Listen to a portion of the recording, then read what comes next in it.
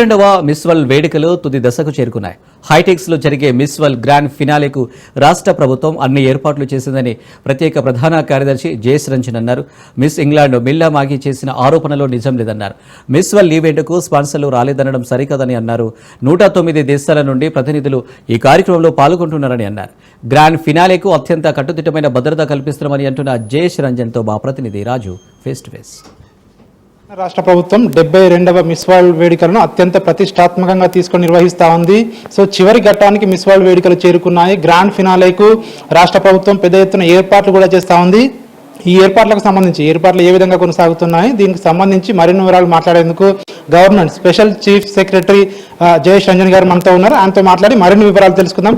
Sir చెప్పండి, miss world ఫినాలేకు సంబంధించి ఎట్లాంటి ఏర్పాట్లు కొనసాగుతా ఉన్నాయి, దీనికి ముఖ్య అతిథులుగా ఎవరెవరు రాబోతా ఉన్నారు, ఎవరెవరికి మీరు ఆహ్వానాలు పంపారు? సో ముఖ్యంగా రేపు ఫైనల్స్ ఈవెంట్ ఇది హైటెక్స్ ఆవరణలో జరుగుతుంది. సాయంత్రం 6 గంటకి ఇది మొదలవుతుంది. మొత్తం ఆ హాల్ కెపాసిటీ 3500 ఉంది. సో ఒక ప్రత్యేకత ఏముంది అంటే మేము ఈ మిస్ వరల్డ్ కాంపిటీషన్ స్టార్ట్ అయ్యే ముందే ఒక ఆన్లైన్ రిజిస్ట్రేషన్ పద్ధతి పెట్టాను. అంటే సామాన్యులకి కూడా ఎవరికి ఇట్లాంటి ఆసక్తి ఉందో, ఇంట్రెస్ట్ ఉందో వాళ్ళు రిజిస్టర్ చేయవచ్చు.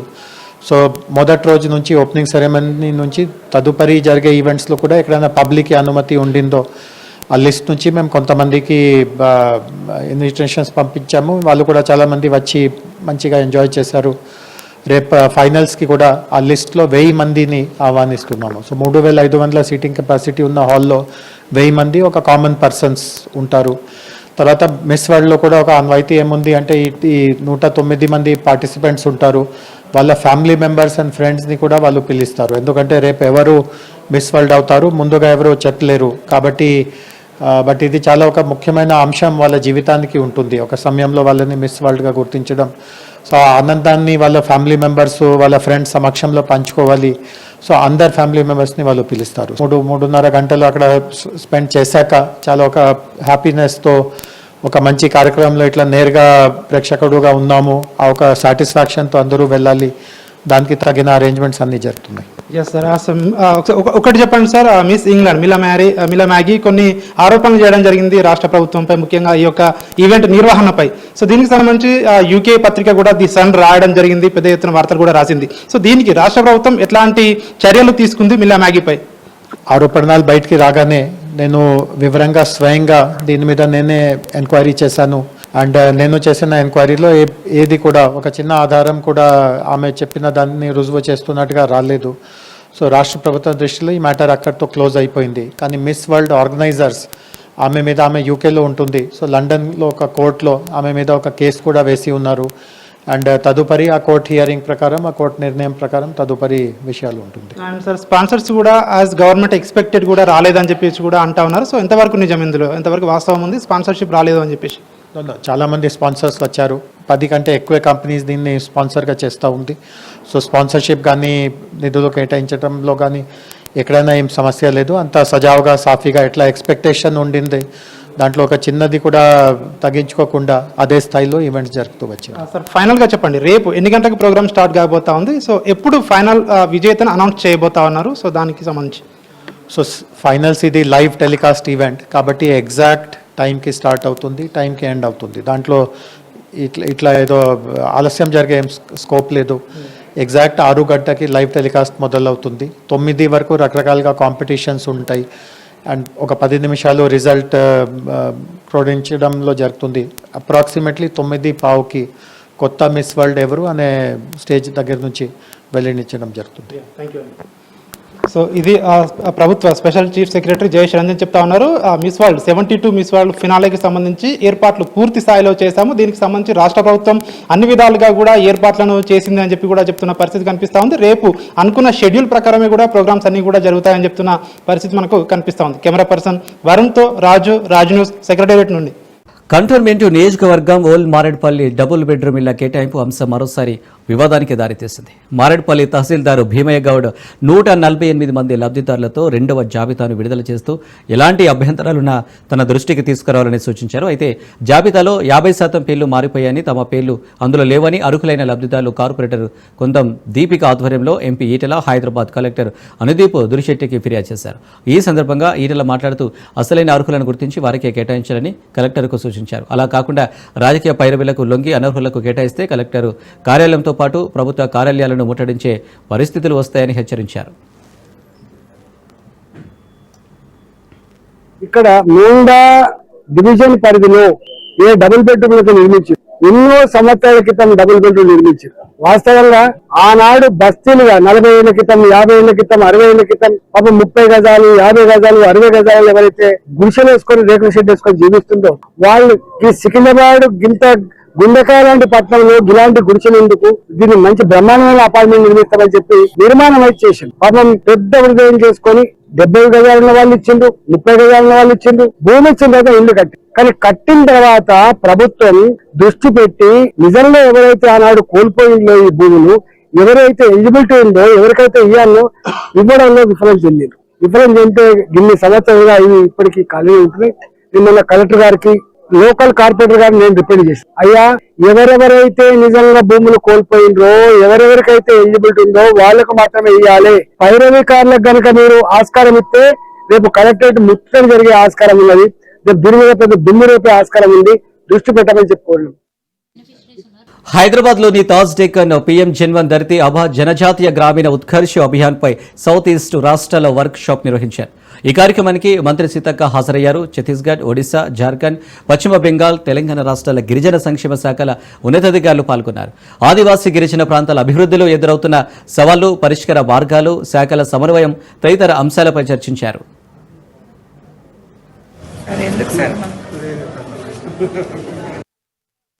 ట్రైబల్ సంబంధించినటువంటి ట్రైబల్ సెక్రటరీస్, అదేవిధంగా మరి సెంట్రల్ ట్రైబల్ అఫైర్స్ సెక్రటరీ గారు వారి అధ్యక్షతన జుగా ప్రోగ్రామ్ ఇక్కడ దాని మీద ఏమి ప్రాబ్లమ్స్ ఉన్నాయి, ఏం పాజిటివ్ అనేది సెమినార్ పెట్టుకోవడం జరిగింది.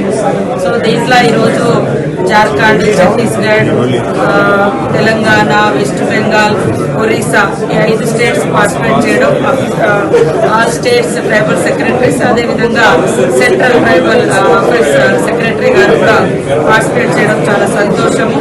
ముఖ్యంగా మనకు సెంట్రల్ నుంచి ట్రైబల్ ఏరియాలో కొన్ని స్కీమ్స్ శాంక్షన్ అయినప్పటికీ కూడా మరి ఫారెస్ట్ తో ఎదురయ్యేటువంటి ప్రాబ్లమ్స్ తో అవి గ్రౌండింగ్ అవడం లేదు. ఆ వర్క్స్ కంప్లీట్ కాక ఇంకా సొసైటీకి ఐసోలేషన్ లో ట్రైబల్స్ జీవిస్తున్నటువంటి గూడాలు కానీ, తండలు కానీ, పల్లెలు కానీ ఉన్నాయి. సో వాటిని కూడా ఒకసారి రివ్యూ చేసుకోవాలనే ఉద్దేశంతో మన ప్రాంతంలో ఎదురవుతున్నటువంటి కొన్ని ఫారెస్ట్ ప్రాబ్లమ్స్ కూడా సెంట్రల్ అఫైర్స్ సెక్రటరీ గారికి. సీఎం రేవంత్ పై బీఆర్ఎస్ నేత రావుల శ్రీధర్ రెడ్డి నిప్పులు చెరిగారు. జై హింద్ యాత్రలో భారత సైనిక శక్తిపై బాధ్యత రాహిత్యంగా మాట్లాడారని మండిపడ్డారు. రాజకీయాల కోసం భారత సైన్యాన్ని భాగస్వామ్యం చేయవద్దని హితవు పలికారు. కాంగ్రెస్ అధిష్టానం మెప్పు కోసమే రేవంత్ రెడ్డి సైనికులపై వ్యాఖ్యలు చేశారన్నారు. భారత సైన్యం రహస్యపరమైన అంశాలను బయటపెట్టాలనడం కరెక్ట్ కాదని శ్రీధర్ రెడ్డి వ్యాఖ్యానించారు. నకిలీ దేశభక్తులతో ప్రజలు జాగ్రత్తగా ఉండాలని హెచ్చరించారు. రేవంత్ రెడ్డి సైనికులకు మద్దతుగా ర్యాలీ చేశారు. అసలు కశ్మీర్లో కుంపడి పెట్టిందే కాంగ్రెస్ పార్టీ అని ఘాటు వ్యాఖ్యలు చేశారు. రాహుల్ గాంధీ ప్రధాని అయితే పీఓకే ఇండియాకు వచ్చేదని రేవంత్ అనడం పెద్ద జోక్ అన్నారు. రేవంత్ రెడ్డి 30 సార్లు ఢిల్లీ వెళ్లినా రాహుల్ గాంధీ అపాయింట్మెంట్ ఇవ్వలేదన్నారు.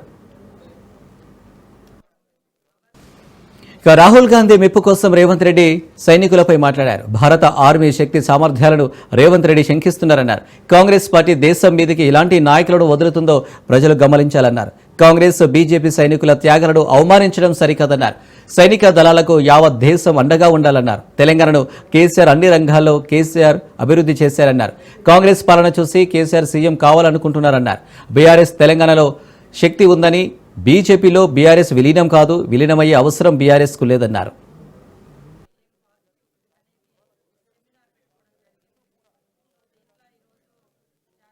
ఈ నకిలీ దేశభక్తులతోటి జాగ్రత్తగా ఉండాలని చెప్పేసి నేను ప్రజలను కోరుతా ఉన్నాను. సైనిక దళాల సమరోత్సాహాన్ని, వాళ్ళ యొక్క త్యాగాలను, వాళ్ళ యొక్క శక్తి సామర్థ్యాలను, వాళ్ళ విజయాలను రాజకీయ ప్రయోజనాలు కోసం వాడుకోవడం కోసం ఒకళ్ళు తిరంగా ర్యాలీలను చేస్తారు, చేయండి తప్పులేదు. ఒకళ్ళేమో జై హింద్ అని చెప్పి వాళ్ళు అదే సైనిక దళాలని విమర్శించే ప్రయత్నం చేస్తారు. ఇదే కాంగ్రెస్ పార్టీ 10-15 రోజుల ముందు ఇదే ముఖ్యమంత్రి ఇక్కడ ర్యాలీ చేశాడు సైనిక దళాలకు మద్దతుగా. మళ్ళీ ఇప్పుడేమో సైనిక దళాలు తప్పు చేశాయన్నట్టుగా మాడుతా ఉన్నారు. రేవంత్ రెడ్డి గారు మీరెవరు? దేశ ప్రజలందరికీ హక్కు ఉంది ఎడడానికి, కానీ ఈ అంశం మాట్లాడాలి, ఎంతవరకు మాట్లాడాలనే విషయంలో పరిమితులు ఉండాలనే విషయాన్ని కూడా గమనించాలి. రాహుల్ గాంధీ గారు ప్రధానమంత్రి అయి ఉంటే పాక్ ఆక్రమిత కాశ్మీర్ మనకు వెనక్కి వచ్చేది, మనం గెలిచే వాళ్ళము అని సైనిక దళాల యొక్క శక్తి సామర్థ్యాలని శంకించే విధంగా, కించపరిచే విధంగా మాడుతా ఉన్నారు. ఇది పెద్ద జోక్. కాశ్మీర్ లో కుంపటి పెట్టింది ఎవరు? కాశ్మీర్ సమస్యకు కారణం ఎవరు? రాహుల్ గాంధీ గారి యొక్క మెప్పు పొందాలంటే చాలా మార్గాలు ఉన్నాయి. మీరు ఢిల్లీకి పోతే 30 సార్లు పోయినా 3 గంటలు గేటు బయట ఉన్నా కానీ రాహుల్ గాంధీ గారు మీకు అపాయింట్మెంట్ ఇవ్వట్లేదు. కానీ ఈ రకంగా పొగిడి లేని అంశాన్ని తీసుకొచ్చి దాంట్లో సైనిక దళాలను వాడుకొని మీ పార్టీ నాయకుల మెప్పు పొందాలనుకోవడము ముఖ్యమంత్రి గారికి, రేవంత్ రెడ్డి గారికి సరికాదు. ఇవాళ బీజేపీ, కాంగ్రెస్ రెండూ కూడా ముందు తొందేలాగా డబుల్ స్టాండర్డ్స్ తో వ్యవహరిస్తా ఉన్నాయి. ఇవాళ దేశం ఇటువంటి పరిస్థితిని ఎదుర్కొన్నప్పుడు సైనిక దళాల యొక్క సామర్థ్యాన్ని మనం, వాళ్ళ యొక్క త్యాగాలను గుర్తు చేసుకుంటూ, వాళ్ళు చేసినటువంటి పనిని మెచ్చుకుంటూ, దేశం ఒక్కటిగా ఉన్న సందర్భంలో కాంగ్రెస్, బీజేపీ దుర్మార్గమైనటువంటి రాజకీయాలు చేయడం, ఆ రాజకీయాల్లో సైనిక దళాలను వాడటం అనేది, వారి పేరును గుర్తించడం అనేది సరైన పద్ధతి కాదు అనే విషయాన్ని కూడా వాళ్లకు నేను గుర్తు చేస్తూ, దేశ భద్రత, సైనిక దళాల అంశం చాలా సున్నిత అంశం. మాట్లాడేటప్పుడు బాధ్యతగా ఉండాలి. ఇటువంటి స్టేట్మెంట్స్ అయితే ముఖ్యమంత్రి గారు ఇస్తున్నారో, ఇలా కాంగ్రెస్ పార్టీ ఎటువంటి నాయకులను తయారు చేసి దేశం మీద గొలుతుందో, ఎటువంటి బాధ్యతారహితంగా ఉంటుందో మరి వాళ్ళ డాక్టర్ నిహారిక తెరకెక్కించిన cinema Committee Kurrollu blockbuster hit సాధించింది. అంతేకాకుండా భారీ కలెక్షన్లు రాబట్టి బాక్స్ ఆఫీస్ వద్ద ఊహించని విధంగా ప్రేక్షకుల మెప్పు పొందింది. అయితే ఈ చిత్రం ప్రతిష్టాత్మక గద్దర్ ఉత్తమ ఫ్యూచర్ ఫిల్మ్ అవార్డు అందుకుంది. ఈ విషయంపై నాగబాబు స్పందించారు. గద్దర్ గౌరవాన్ని పెంపొందిస్తున్న తెలంగాణ రాష్ట్ర ప్రభుత్వానికి అభినందనలు తెలియజేశారు. ఈ సందర్భంగా ముఖ్యమంత్రి రేవంత్ రెడ్డి, మంత్రి కోమటిరెడ్డి వెంకటరెడ్డికి ప్రత్యేక అభినందనలు తెలిపారు.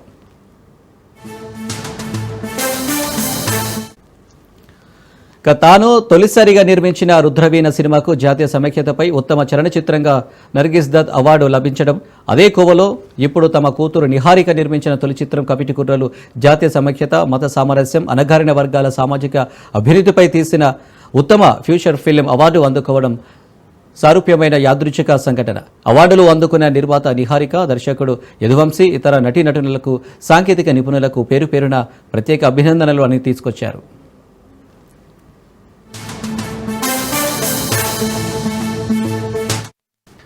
ఎన్నికలప్పుడే రాజకీయాలు మాట్లాడతానని, అనంతరం సేవా కార్యక్రమాలు, అభివృద్ధి తమ ఎజెండా అని కంటోన్మెంట్ ఎమ్మెల్యే శ్రీ గణేష్ స్పష్టం చేశారు. మోండా డివిజన్ నెహ్రూ నగర్ పార్కులో కాంగ్రెస్ నాయకుడు సంతోష్ యాదవ్ నూతనంగా ఏర్పాటు చేసిన సీసీ కెమెరాలను శ్రీ గణేష్ ప్రారంభించారు.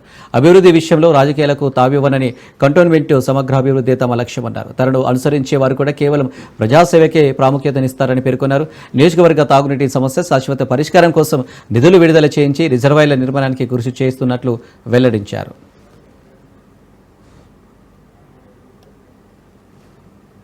అసెంబ్లీలో మాట్లాడుతున్నప్పుడు వెళ్ళినప్పుడు నిలబడ్డప్పుడు I'm not one entire cantonment constituency with me. నేను ఎందుకు భయపడాలి? ఫుల్ ధైర్యంగా ఉన్నా, ఎందుకంటే మీరందరు నా తోడున్నందుకే ఈ ధైర్యం, ఈ డైనమిజం మీరందరు నా తోడున్నందుకు నాకు వస్తుంది. మీ తోడు ఎప్పుడు ఉండాలి. నేను ఒక్కరినైతే భయపడేవాడిని. మీరు ఎంతమంది ఉన్నాక నేను ఎందుకు భయపడతాను? నో భయం. మంత్రి సీతక్క మరోసారి మానవత్వం చాటుకున్నారు. పంచాగుట్ట ఫ్లైవేర్పై వాహనదారుడికి పెరాలసిస్ అటాక్ అయింది. ఘటన జరిగిన సమయంలో అక్కడే ఉన్న మంత్రి సీతక్క తన వాహనాన్ని ఆపి అతని చేతిలో తాళం చేపెట్టారు. అతను కోలుకునే వరకు అక్కడే ఉన్నారు. అనంతరం వాహనదారుడికి ధైర్యం చెప్పి అక్కడి నుంచి వెళ్లిపోయారు.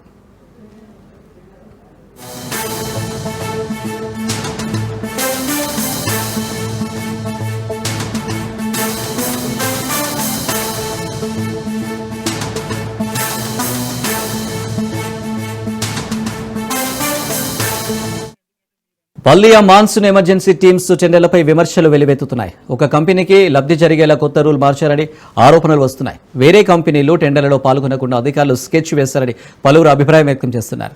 గతంలో 5 నెలలే వాహనాలకు అద్దె చెల్లింపులు జరిగాయని అనుమానాలు వ్యక్తమవుతున్నాయి. 150 వెహికల్స్ కోసం 11,25,00,000తో టెండర్ వేసినట్లు తెలుస్తుంది. ఇసుజు వెహికల్ స్పెసిఫికేషన్ ఉన్నవారిని అర్హులుగా జీహెచ్ఎంసీ షరతు పెట్టిందని పలువురు అనుమానం వ్యక్తం చేస్తున్నారు. వేస్తున్నారు. 150 divisions లో if I'm giving them one అది తీయండి, అది తీసినాక నాకు ఇది చెప్పండి, ఆ బోర్డు పట్టుకు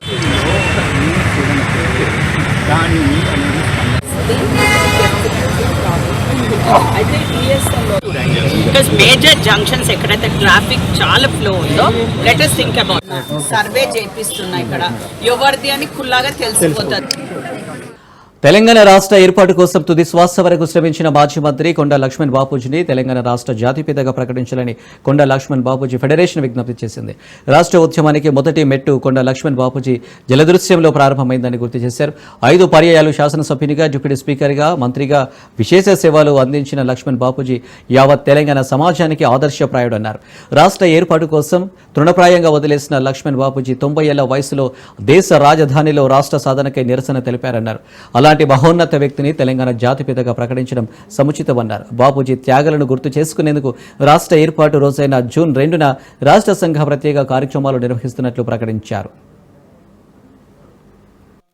బాపూజీ గారిని జాతిపితగా గౌరవించుకుందాం, సామాజిక తెలంగాణ వైపు పయనిద్దాం. కొండా లక్ష్మణ్ బాపూజీ కొండంత మనిషి. అన్ని రకాలుగా అన్ని ఉద్యమాలలో ఏ ఉద్యమం తీసుకున్నా కూడా తన పేరు లేకుండా ఉద్యమం అంటూ లేదు. అటు జాతీయ ఉద్యమం కానివ్వండి, ఇటు నిజాంపై పోరాటం తీసుకున్నా, మరియు లాయర్ వృత్తి చేసినా కూడా, ఏ దాంట్లో తీసుకున్నా కూడా ఒక నీతి, నిజాయితీ, నిబద్ధతతో పనిచేసిన ఆయన. ఎక్కడో వాంకిడిలో చిన్న కుగ్రామంలో పుట్టిన బాపూజీ రాష్ట్ర స్థాయి నేతనే గాక జాతీయ స్థాయి నాయకులతో కూడా అనుబంధం ఉండి వారితోని సఖ్యతతో కార్యక్రమాలు చేసుకుంటూ ఎన్నో రకాల రాజకీయ విభేదాలున్నా కూడా సమాజమే అంతిమంగా ముఖ్యము, సమాజంలో ఉన్న ప్రజలే ముఖ్యము, రాజకీయము ఆ దిశగా ఉండాలి, రాజకీయ అధికారం కూడా ఆ దిశగా పనిచేయాలని చెప్పి కోరుకున్న మహోన్నత వ్యక్తి కొండా లక్ష్మణ్ బాపూజీ గారు. అంతటి మహోన్నతమైన వ్యక్తిని తెలంగాణ జాతిపితగా మనమందరం గౌరవించుకుందామని, తెలంగాణ జాతిపిత కొండా లక్ష్మణ్ బాపూజీ అని గౌరవ ముఖ్యమంత్రి రేవంత్ రెడ్డి గారు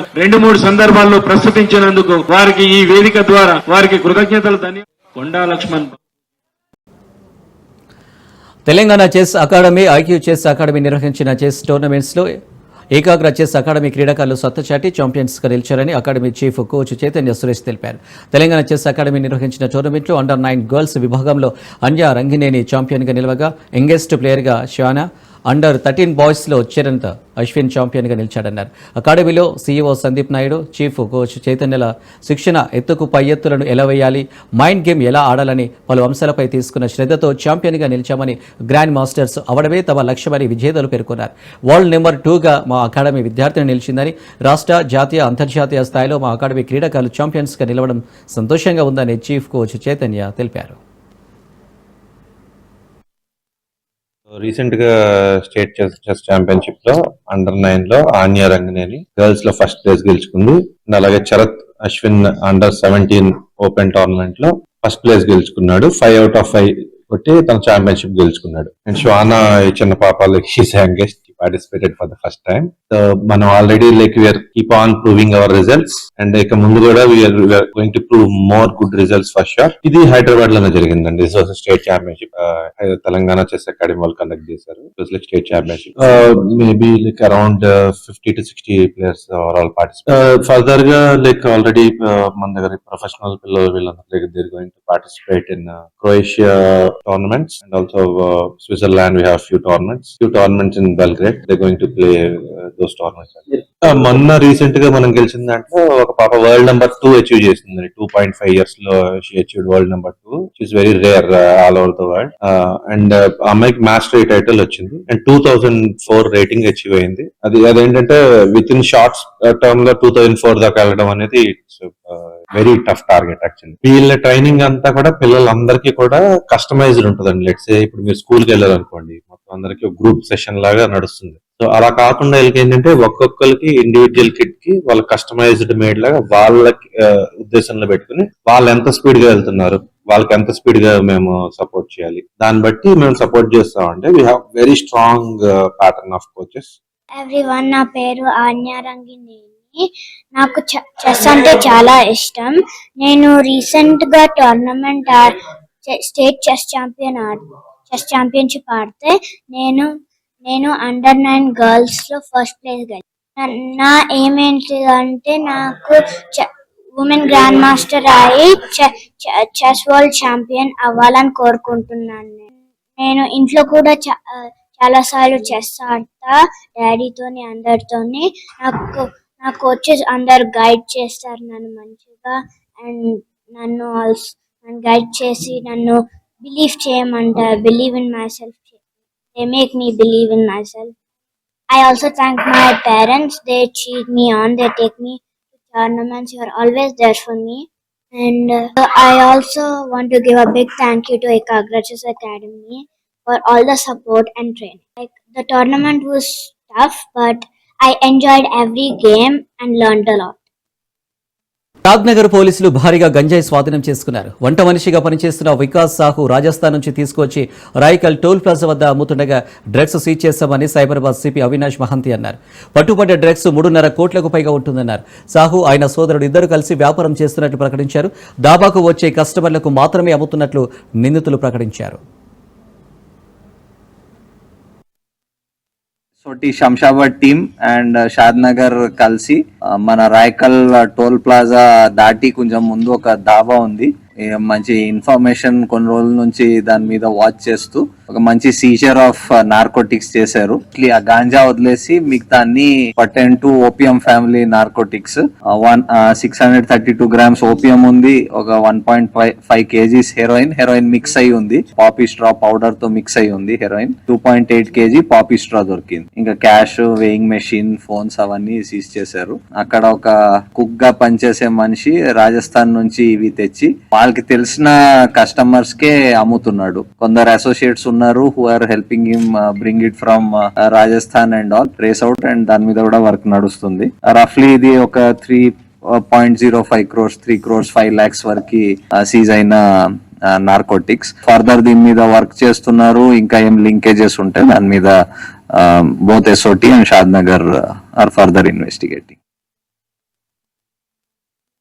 డాబాలో ఆర్గనైజర్ వాడు ఒక డాబాలో యాక్చువల్ గా ఈ జాయిన్ యాజ్ వాచ్మెన్, తర్వాత కుకింగ్ నేర్చుకుని కుకింగ్ మాస్టర్ గా జాయిన్ అయ్యండి.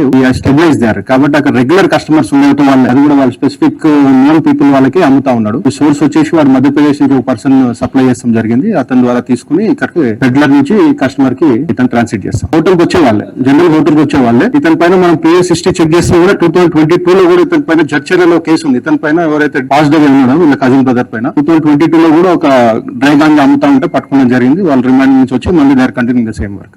ఇది కమర్షియల్ క్వాంటిటీ అది ఆర్గనైజ్ చేస్తా ఉన్నాడు. 2022 లో వాడు ఒక కేసు రిజిస్టర్ అయింది. దాని తర్వాత జైలు నుంచి వచ్చి కూడా మళ్ళీ అదే పని చేస్తా ఉన్నాడు. ఇప్పుడు ఫర్దర్ గా ప్రివిలేజ్ స్టేజ్ లో ఇన్వెస్టిగేషన్ ఇంకా ఫర్దర్ గా పోలీస్ కస్టడీ తీసుకుని ఫర్దర్ ఇంకా ఇంటరాగేట్ చేసి క్వశ్చన్ చేసి will get to know further things. Old బోయిన్పల్లిలో డివిజన్ యూత్ కాంగ్రెస్ ఆధ్వర్యంలో మెడికవర్ హాస్పిటల్ సౌజన్యంతో ఏర్పాటు చేసిన ఉచిత మెగా వైద్య శిబిరానికి కంటోన్మెంట్ ఎమ్మెల్యే శ్రీ గణేష్ ముఖ్య అతిథిగా హాజరయ్యారు. వైద్య పరీక్షలు, మందుల పంపిణీ తీరును పరిశీలించి యూత్ కాంగ్రెస్ నేతలను అభినందించారు. పేద ప్రజల కోసం ఉచిత వైద్య శిబిరం ఏర్పాటు చేయడం అభినందనీయమన్నారు. ప్రస్తుత రోజుల్లో వైద్యం అనేది చాలా భారంగా మారిందన్నారు. తమ రుగ్మతల పరిష్కారం కోసం హాస్పిటల్కి వెళ్లడంలో అలసత్వం వహిస్తున్నారన్నారు.